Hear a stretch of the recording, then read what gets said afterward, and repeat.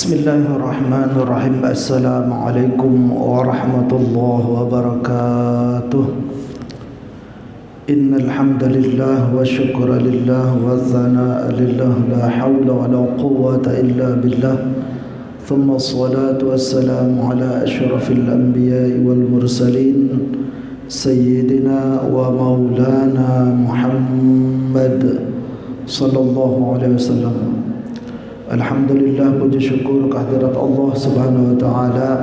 Pada petang hari ini ba'da salat maghrib kita dipertemukan oleh Allah Subhanahu wa taala dalam rangka kegiatan rutinitas pengajian kita, yang mana pada malam hari ini atau petang hari ini, malam Selasa atau hari Senin malam Selasa minggu yang keempat, kita akan kembali mengaji atau berbicara tentang masalah fikih Imam Syafi'i, di mana kita tahu bahwa masalah fikih Imam Syafi'i yaitu berbicara minggu yang kedua kemarin itu berbicara tentang yang menyebabkan orang mandi hadas besar atau mandi besar atau mandi junub. Nah, sekarang kita beralih kepada hal-hal apa saja yang diharamkan, yang tidak boleh dilakukan oleh orang yang berhadas besar. Nah, itu insyaallah yang akan kita bahas pada petang hari ini. Mudah-mudahan apa yang kita kaji bersama-sama yang berkaitan masalah fikih ini Allah meridhoinya, merahmatinya. Semoga Allah memberikan keberkahan ilmu buat kita semuanya, dan semoga Allah menerima segala amal ibadah kita. Allahumma shalli ala sayyidina Muhammad wa ala ali sayyidina Muhammad. Salat serta salam atas junjungan Nabi besar Muhammad sallallahu alaihi wasallam. Mudah-mudahan kita selalu mendapatkan syafaatul kubra dari baginda Rasulullah sallallahu alaihi wasallam, dan juga mudah-mudahan kita dianugerahkan oleh Allah SWT sebuah karunia yang sangat besar, yang sangat tinggi sekali, yaitu bertetangga dengan baginda Rasulullah sallallahu alaihi wasallam dan syurga firdausnya Allah bighairi hisab. Amin, Allahumma amin ya rabbal alamin. Baik jamaah salat maghrib yang dirahmati Allah Subhanahu wa taala, untuk berikutnya kita akan membahas tentang hal-hal yang diharamkan bagi orang yang berhadas besar. Entah dia berhadas besar itu disebabkan karena dia junub atau karena dia janabah, di mana kita tahu janabah atau junub itu disebabkan karena masuknya faraj laki-laki atau kemaluan laki-laki ke farajnya perempuan, yaitu kubul atau dubur, depan atau belakang. Kalau sudah itu sudah masuk, berapapun masuknya, maka dia wajib mandi hadas besar karena statusnya sudah janabah. Nah, itu walaupun entah itu keluar sperma atau air maninya, wa illam yunzil, atau tidak keluar air mani atau spermanya, tetap dia itu hukumnya wajib mandi hadas besar. Itu yang sudah kita bahas. Beda halnya kalau dia melakukannya dengan yang bukan manusia atau apa saja terhadap makhluk hidup, makhluknya Allah, makhluk hidup yang bernyawa seperti hewan. Nah, itu yang dilakukan di sana, yang diajak berhubungan suami istri kepada hewan, apapun itu hewan, maka tetap juga wajib dia mandi hadas besar karena statusnya itu sudah janabah atau junub. Nah, mengenai hewannya tidak diwajibkan untuk mandi. Nah, itu salah satu penyebab orang itu mandi hadas besar. Yaitu penyebab yang kedua, entah disebabkan karena dia keluar darah haid bagi perempuan. Kalau perempuan keluar darah haid, maka dia wajib mandi besar apabila darah haidnya itu sudah terputus dan wajibnya dia mandi di saat dia mau melaksanakan ibadah apapun itu namanya.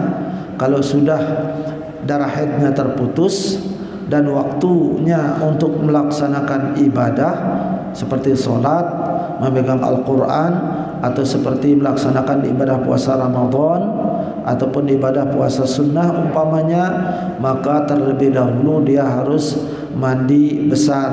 Begitu juga perempuan di saat dia ingin berhubungan dengan suaminya, maka otomatis dia harus mandi hadas besar terlebih dahulu untuk menghilangkan hadas besar yang bernama atau hadas haid.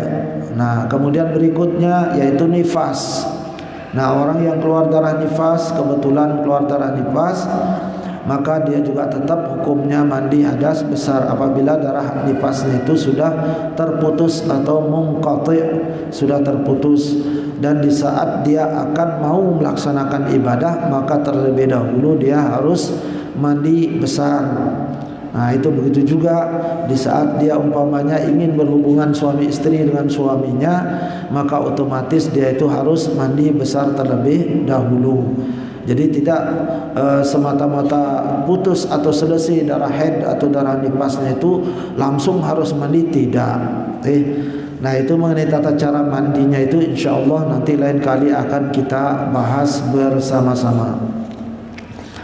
Baik, kembali kepada ma yuhramu bil janabati ail hal hadatsil akbar.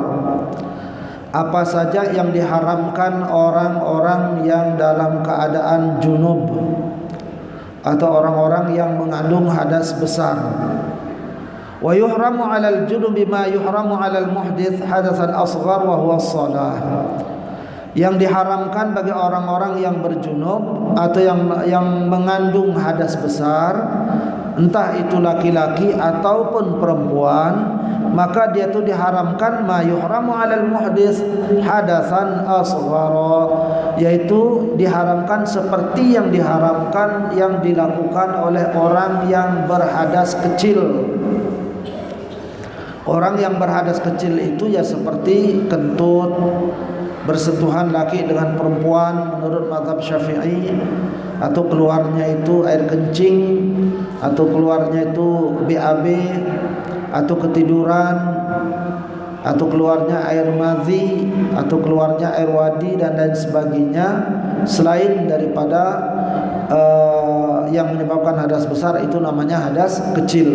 Nah, itu apa yang diharamkan? Yaitu sama seperti wahwa salat juga diharamkan bagi orang yang berhadas besar.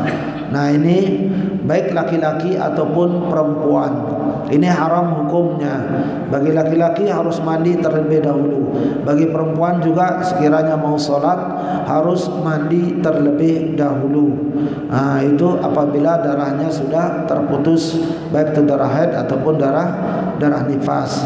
Begitu juga fardhan kanat au naflan, baik itu salat fardu ataupun salat sunat, itu tidak boleh dilakukan bagi orang-orang yang berhadas besar.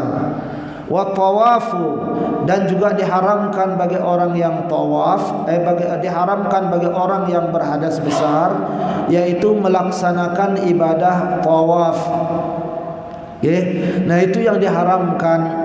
Kenapa diharamkan? Pertama, karena tawaf itu bimanzilatis shalah, karena dia status tawaf itu sama seperti orang salat. Illa qad ahallallahu fihi al-kalam, kecuali dihalalkan, dibolehkan orang yang tawaf itu bercakap-cakap atau berbicara, itu yang dibolehkan. Padahal dia itu sebetulnya tawaf itu sama seperti solat. Itu seperti solat sunat ya, dan juga sama seperti solat fardu atau solat wajib, kecuali dibolehkan dia itu berbicara. Nah, karena itulah diharamkan orang itu melaksanakan tawaf apabila dia itu berhadas besar, dan juga tidak boleh dia melakukan tawaf apabila juga dia berhadas kecil. Kalau orang berhadas kecil, maka ketika mau tawaf pada saat umrah, maka dia harus berwudu terlebih dahulu. Nah kemudian yang kedua penyebabnya itu diharamkan orang yang berhadas besar itu melaksanakan tawaf. Penyebab yang kedua yaitu karena tempat tawafnya itu berada di dalam masjid. Karena orang berhadas besar itu tidak boleh masuk masjid. Nah itu sama sekali tidak boleh, kecuali kalau dia dalam keadaan darurat. Entah itu daruratnya karena semata-mata lewat saja, tidak ada jalan lain kecuali harus melalui jalan di tengah masjid. Entah itu masjidnya itu berupa bangunan seperti kita ini, atau masjidnya itu tidak berbentuk bangunan, jadi dia hanya tanah lapang saja. Nah kalau dia berbentuk tanah lapang, maka harus dikasih pembatas. Itu harus dikasih garis biar jelas mana yang dipakai tempat untuk ibadah, sampai batas mana saja batas masjidnya biar ketahuan. Pertama, kenapa harus dikasih batas? Kalau ada masjid yang tidak berbentuk bangunan seperti masjid di tanah lapang, tanah yang sudah diwakafkan, misalnya lapangan sepak bola diwakafkan, mau didirikan masjid di sana, karena tidak ada dana, bolehkah tidak dibikinkan bangunan? Boleh, tidak apa-apa. Tapi harus dikasih batas, sebatas mana saja yang dikategorikan yaitu masjid, tempat khusus untuk beribadah. Tujuannya apa? Pertama, agar supaya tidak orang sembarangan bikin kekotoran di tanah lapang yang sudah dijadikan masjid tersebut. Terus yang kedua, agar orang tidak sembarangan, bagi orang yang berhadas besar itu tidak nyelonong masuk ke lapangan yang sudah statusnya itu menjadi masjid. Nah itu itu model daripada. Nah itu sebabnya orang berhadas besar itu diharamkan yaitu melaksanakan ibadah tawaf. Yang kedua karena dia berada di dalam masjid, yaitu Masjidil Haram, dan itu di sekeliling Ka'bah. Beda halnya kalau orang yang sa'i antara Safa dan Marwah, itu baik orang itu dalam keadaan berhadas besar ataupun berhadas kecil, dia itu tidak berwudu, atau dia dalam keadaan berhadas besar, boleh enggak dia itu melaksanakan sa'i? Boleh, aslinya boleh. Dan ini zaman dahulu kala sebelum tempat sa'i itu masuk wilayah masjid. Sekarang sudah masuk karena sudah diperluas. Seperti yang sudah yang sampaikan dulu. Kalau dulu itu kelihatan di peta itu tempat tawaf itu berada di luar Masjidil Haram, bukan di dalam Masjidil Haram. Ya ibarat kayak masjid sekarang kita ini di sini. Dulu ini bagian depan ini halaman itu, enggak masuk masjid. Itu termasuk namanya itu apa? Harim. Nah, itu harim, namanya harimul masjid. Bolehkah orang berjunub di sana atau orang boleh? Enggak masalah. Karena itu adalah harimul masjid. Tapi sekarang karena sudah diperluas sampai ke timur, semua masuk masjid. Karena lingkungan itu, nah itu yang diharamkan. Karena lingkungan masjid itu juga perlu kita harus tahu batasan-batasannya biar lebih jelas. Jadi biar tidak sembarangan. Ya kalau kita enggak paham nanti semua nanti kita haramkan, atau semua nanti umpamanya boleh kita tinggal di sana. Nah itu. Ya, nah itu sebabnya itu orang tawaf itu, orang berhadas besar itu baik disebabkan karena janabah atau junub, karena haid ataupun karena nifas, yaitu karena pelaksanaan tawaf itu berada di tengah masjid. Nah kalau sekarang sudah haram hukumnya melaksanakan sa'i. Karena tempat sa'i itu sekarang Bapak sudah tahu, bagi yang berhaji sejak munculnya kerajaan Saudi Arabia diperluas lagi, sekarang sudah masuk di dalam kawasan Masjidil Haram. Maka orang yang berhadas besar sudah tidak boleh lagi melaksanakan tawaf karena dia berada di lingkungan di dalam masjid. Tapi kalau dia tidak berhadas besar, kalau keinginan dia itu ingin melaksanakan sa'i, itu boleh tidak berwudu apabila dia berhadas kecil saja. Itu tidak usah wudu, langsung saja sa'i. Itu kemudian langsung tahallul. Entah itu nanti tahallul tsani tahlul sughra atau tahlul kubra. Nah itu hanya sa'i saja yang dibolehkan pada zaman dahulu kala. Tapi sekarang sudah tidak boleh lagi, khusus bagi orang yang berhadas besar karena sudah masuk lingkungan di dalam masjid. Karena itulah kalau kita masuk dalam masjid itu kita melalui pintu-pintu. Itu yang di samping daripada tempat orang sa'i antara Safa dan Marwah. Kemudian berikutnya yang diharamkan bagi orang yang berjunub atau berhadas besar, wa masul mashafi, yaitu menyentuh atau memegang Al-Quran. Itu terlepas dari perbedaan pendapat. Kalau menurut mazhab Syafi'i itu haram hukumnya kita memegang menyentuh Al-Quran, baik itu karena berhadas kecil ataupun karena berhadas besar.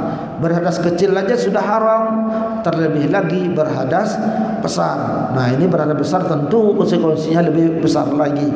Karena itulah tetap diharamkan. Wa hamluhu ala ma sabaqa bayanuhu fi mahallihi, dan juga membawanya sebagaimana sudah dijelaskan dalam keterangan yang telah lalu, yang sudah kita bahas dulu mengenai apa saja yang diharamkan bagi orang-orang yang berhadas kecil, yaitu menyentuh Al-Quran dan juga memikul atau membawa Al-Quran. Nah itu yang diharamkan. Nah, kemudian ada pertanyaan, kebetulan ada kemarin yang bertanya,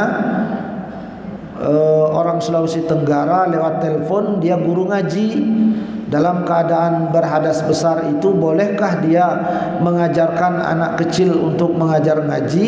Boleh dengan syarat. Nah ini dengan syarat dia tidak boleh nyentuh itu Al-Quran. Nah itu yang kedua, dia mengajarkan, membimbing dengan membaca Al-Quran, tapi niatnya itu berzikir atau berdoa. Nah itu niatnya. Jadi jangan diniatkan untuk membaca Al-Quran. Itu nanti akan ada juga keterangan seperti itu untuk berikut-berikutnya.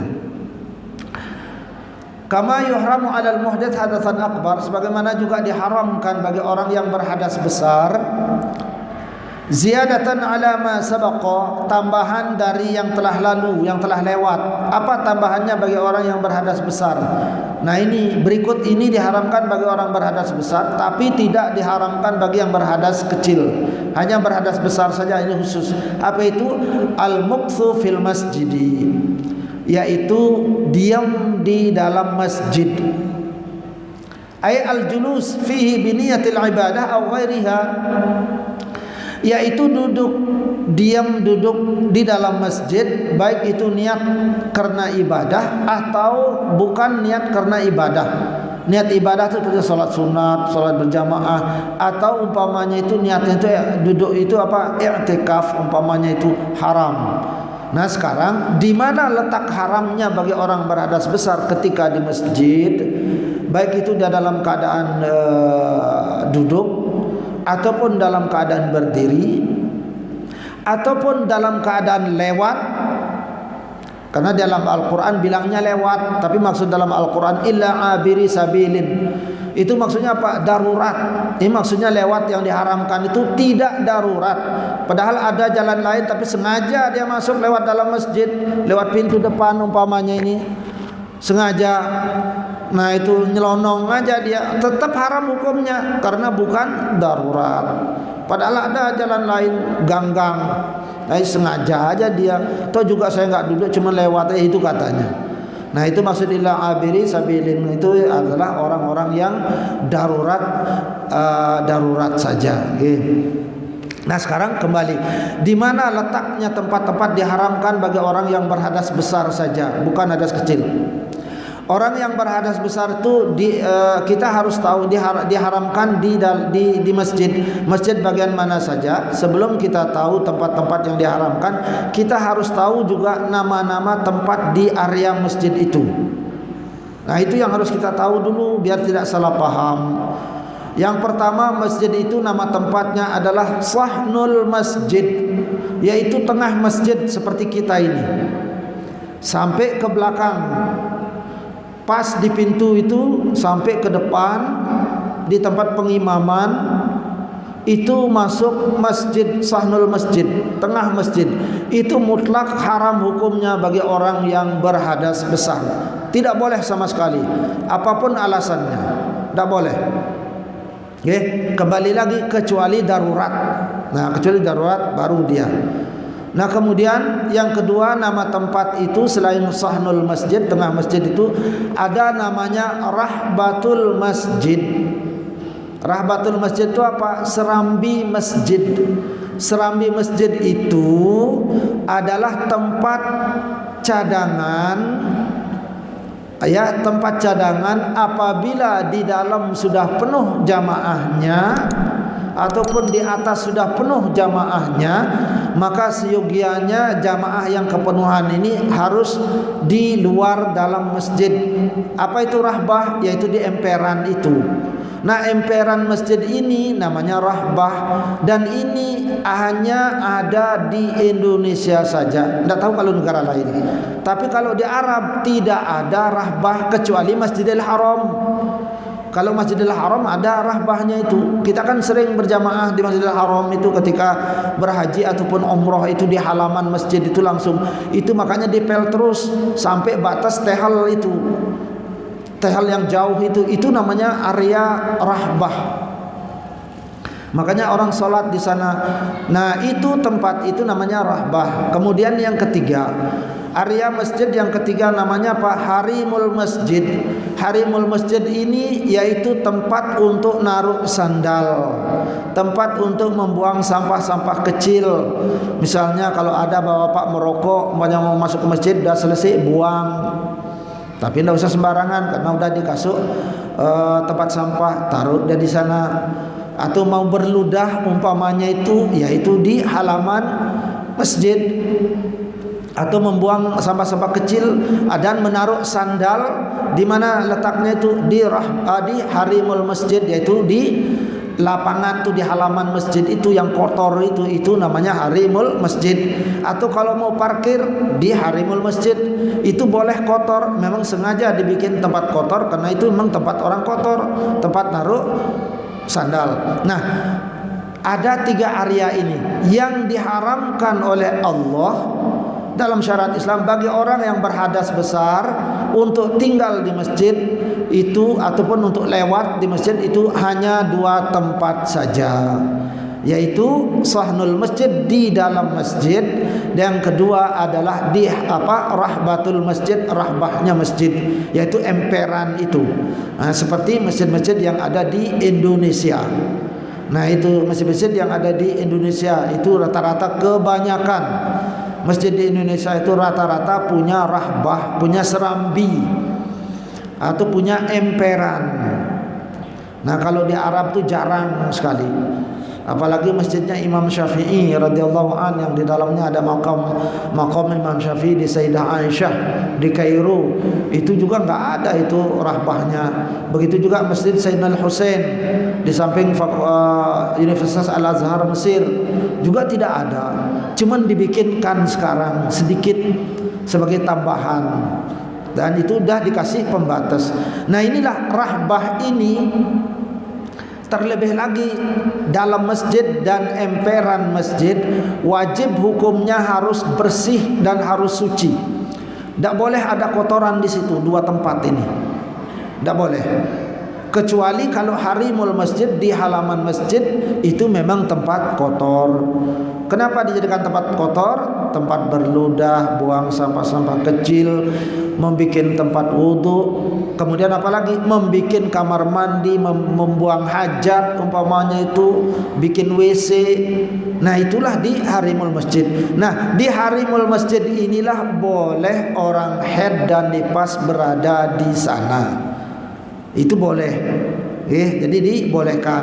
Karena itulah bagi ibu-ibu yang dalam keadaan berhadas besar disebabkan karena haid dan nifas, ketika datang ke masjid dalam keadaan Maulid Nabi ataupun umpamanya dalam keadaan hari raya Idul Fitri atau Idul Adha, kan disunahkan juga orang haid itu datang ke masjid.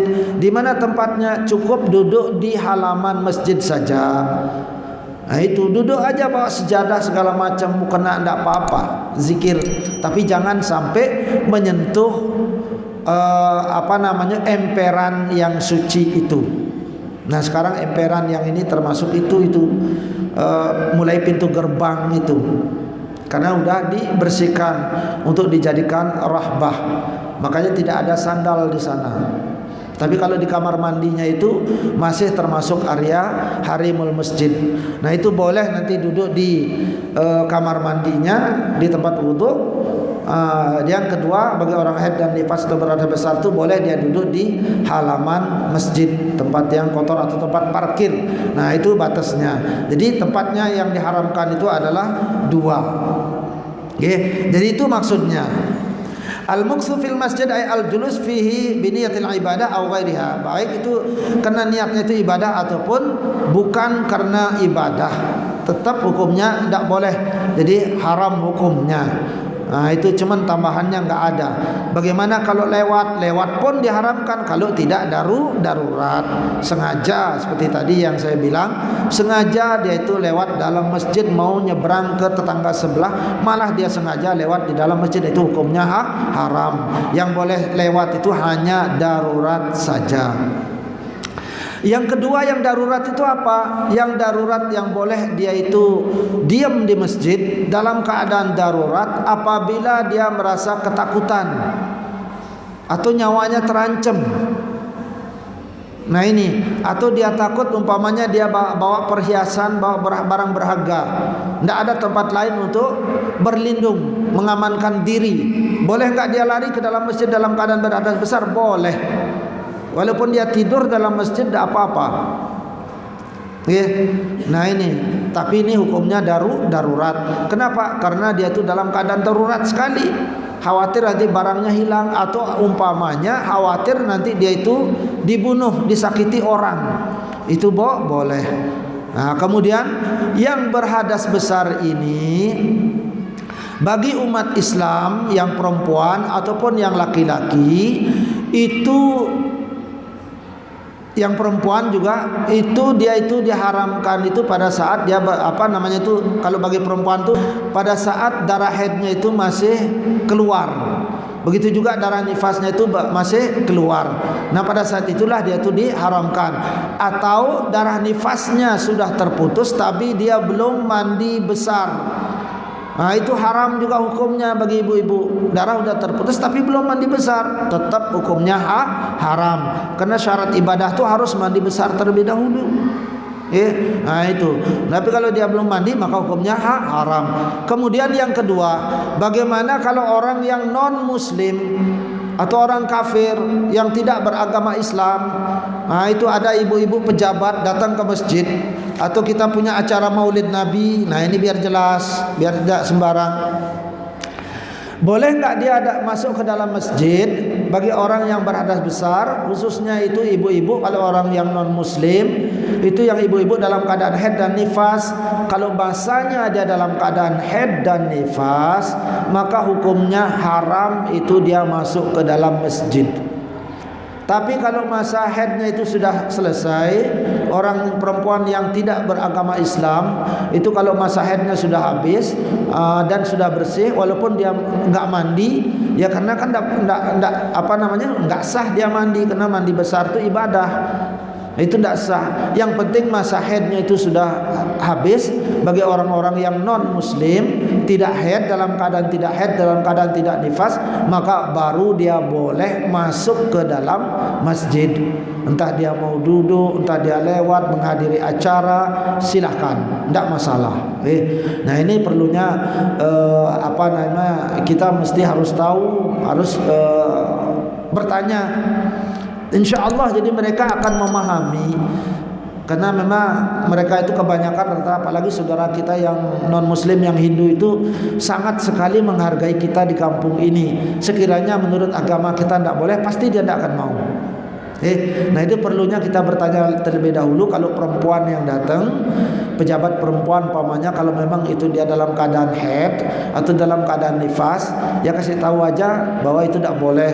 Nah kecuali habis darah haid dan nifasnya itu baru boleh. Karena di agama mereka juga demikian, mereka nggak boleh masuk ke dalam tempat ibadahnya kalau dalam keadaan haid dan nifas, sama kayak kita. Nah itu tidak boleh sembarangan juga. Jadi dia pasti paham. Nah itu kalau udah selesai baru silahkan, mau dia duduk berjam-jam, mau ikut acara, mau apa terserah. Jadi tidak masalah. Nah masjid, wal murad bil masjid, yang dimaksud dengan masjid itu kullu ma u'idda wa khususa aslan lil ibadah wa sujud fihi min al amkinah sawun kana saghiran aw kabiran fil bunyan aw fil fadha. Yang dikatakan masjid itu adalah tiap-tiap tempat yang memang disediakan dan dikhususkan asalnya untuk beribadah. Tempat, ada orang memberikan tempat dan tempatnya itu diwakafkan tanah itu. Kenapa? Untuk ibadah, khusus untuk ibadah. Ibadah itu seperti sholat dan untuk sujud di sana. Maka otomatis itu tempat sudah menjadi masjid. Nah itu. Dan tidak bisa tiap-tiap tanah wakaf itu dikatakan masjid, itu tidak bisa. Contoh, tanah wakaf yang di kuburan, tidak bisa itu dikatakan masjid. Itu namanya kuburan, bukan masjid. Begitu juga tanah wakaf yang ada di barat, tempat madrasah, apakah itu diharamkan orang haid di sana? Enggak diharamkan. Kenapa? Karena itu bukan tempat ibadah, itu tempat sekolah. Enggak masalah. Nah, yang diharamkan itu hanya tempat yang memang khusus tanah wakaf yang sudah diwakafkan, yang sudah diberikan sumbangan oleh orang, dan itu khusus area itu mau dijadikan tempat untuk ibadah atau sujud di sana. Sawa'un kana saghiran, sama ada itu tempatnya itu kecil. Nah ini seperti musalla, kita sering nyebut musalla.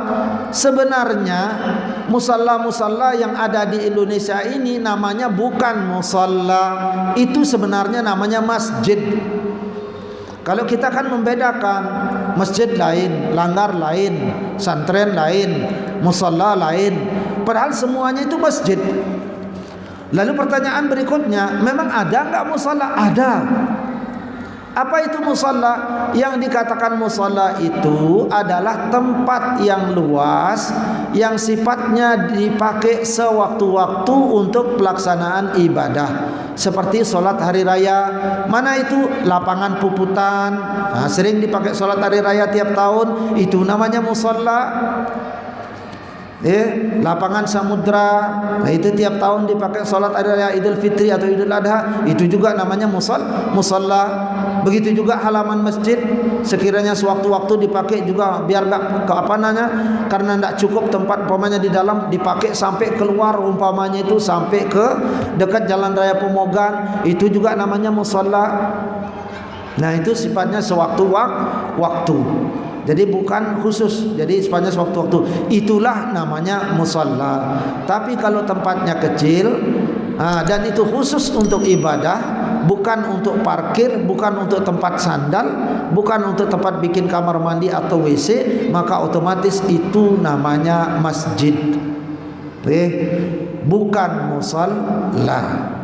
Nah itu. Karena itulah di Arab kita tidak kenal istilah musalla, itu tidak ada, kecuali di tanah lapang yang dipakai sewaktu-waktu atau di tanahnya warga.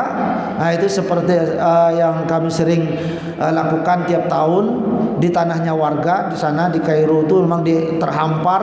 Nah di sanalah kadang-kadang kita itu melaksanakan sholat Idul Fitri atau Idul Adha bersama warga penduduk asli, atau kadang-kadang di lapangan Kedutaan Besar Republik Indonesia KBRI Kairo. Nah, tempat kumpul mahasiswa di sana juga musalla, yaitu di lapangan itu. Nah cuman itu untuk sholat Id, itu namanya musalla. au kabiran atau besar. Nah, kecil aja termasuk. Yang selama ini yang kecil itu kita anggap musalla padahal tidak. Ya. Padahal itu masjid. Nah, itu namanya masjid. Apalagi yang besar atau yang besar seperti kita ini, atau seperti Masjidil Haram, Masjid Nabawi, atau masjid yang lainnya yang ada di Bali, umpamanya Masjid Raya, Masjid Ukhuwah, Masjid Jami, Masjid Agung. Nah, itu masjid besar termasuk. Fil bunyan, baik dia memiliki gedung bangunan seperti bertembok kayak ini, masjid juga namanya, karena memang niat itu untuk ibadah tanah ini. Amfil fadha atau tempatnya kosong, tidak ada bangunan. Nah, ini tanah lapang yang tak bilang tadi itu. Nah, itu juga lapangan itu kalau memang khusus itu untuk ibadah tiap hari dan itu sudah diwakafkan oleh orang. Nah, itu hukumnya menjadi masjid.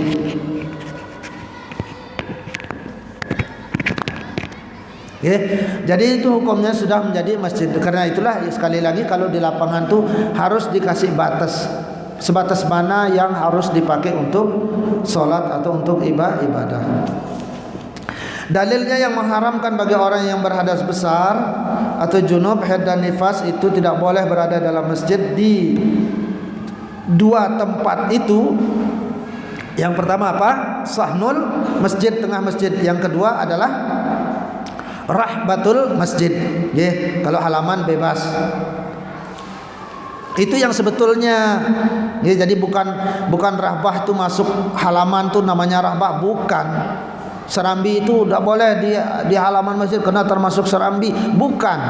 Itu lain namanya. Itu namanya harimul masjid. Nah, itu sudah jelas dipaparkan oleh kitab-kitab para ulama, juga sudah jelas. Ya ayyuhalladzina amanu la taqrabus salata wa antum sukara hatta ta'lamu ma taqulun wala junuban ila abiri sabilin. Nah, ini dalilnya. Hai orang-orang yang beriman, janganlah kamu melaksanakan salat sementara kamu dalam keadaan mabuk, sehingga kamu bersuci, sehingga kamu tahu apa yang mesti kamu lakukan, sehingga kamu sadar tidak mampu lagi. Wala junuban ila abiri sabilin, dan tidak boleh bagi orang yang berjunub berada besar itu di dalam masjid illa abiri sabilin, kecuali dia hanya lewat saja dalam keadaan darurat karena tidak ada jalan lain. Apa boleh buat, maka dia diperbolehkan untuk lewat masjid karena darurat. Saya rasa demikian. InsyaAllah nanti kita akan lanjutkan tentang hal-hal yang diharamkan bagi orang yang berhadas besar.